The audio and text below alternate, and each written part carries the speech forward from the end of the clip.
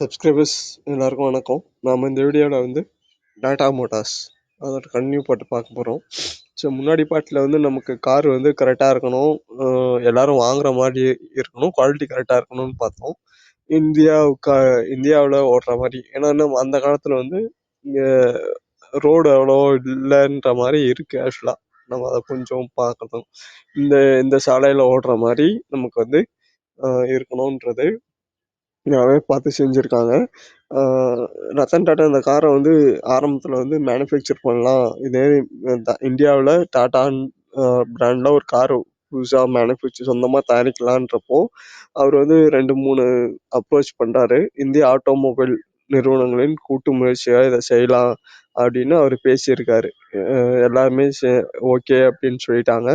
அவங்கெல்லாம் சேர்ந்து ரத்தன் டாட்டாவும் இந்திய ஆட்டோமொபைல் நிறுவனமும் சேர்ந்து பண்ற மாதிரி தான் இருந்துச்சு.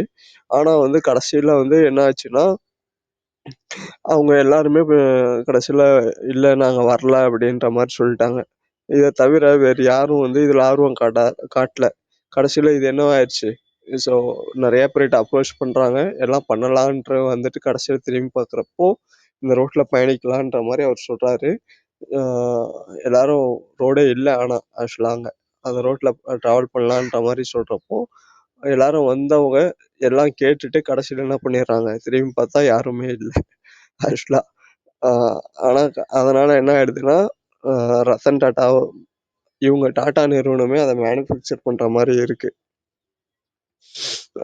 ரத்தன் டாட்டா கடைசியில் என்ன பண்றாங்க, அவங்க பூனேவில் இருக்க ஆராய்ச்சி மையத்துல கார் மேனுஃபேக்சரை ஸ்டார்ட் பண்றாங்க.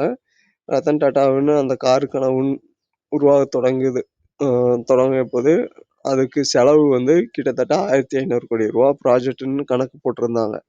இந்த தகவல் வெளியான போது முதலீட்டாளர்கள், பொதுமக்கள் எல்லாருமே என்ன பண்றாங்க, 1500 கோடியா, டாடா மோட்டார்ஸ் வந்து 1500 கோடி வந்து ரொம்ப ரிஸ்க் எடுக்கிறாங்கன்ற மாதிரி எல்லாருமே பேச ஆரம்பிச்சாங்க.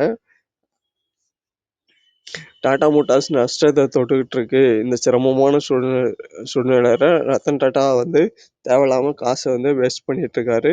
இது 1500 கோடி இப்போ இன்வெஸ்ட் பண்றதுக்கு டாடா மோட்டார்ஸ் அந்த அளவுக்கு ஹெல்த்தியா இல்லை, நல்லா இப்போ இருக்க சுச்சுவேஷன் நஷ்டத்தை தொட்டுட்டு இருக்கு. இப்போ பண்றது ரொம்ப என்ன ரிஸ்கான முடிவா இருக்கும்ன்றாங்க. டாடா மோட்டார்ஸ் வந்து இது எல்லாமே ரத்தன் டாட்டா என்ன பண்றாரு, டாடா மோட்டார்ஸ் இதுதான் வந்து பயணிக்க வேண்டிய திசை, நம்ம இப்போ இந்த முடிவு எடுக்கல அப்படின்னா ஃபியூச்சர் வந்து வேற இதுல போற மாதிரி இருக்கும்னு நினைக்கிறேன். டாடா மோட்டார்ஸ் சேஞ்ச் பண்ற மாதிரி இருக்கும், டெவலப் ஆகாதுன்றத நினைச்சு அவரு ஸ்டார்ட் பண்றாரு. இதோட அடுத்த வீடியோல பார்ப்போம். தேங்க்யூ.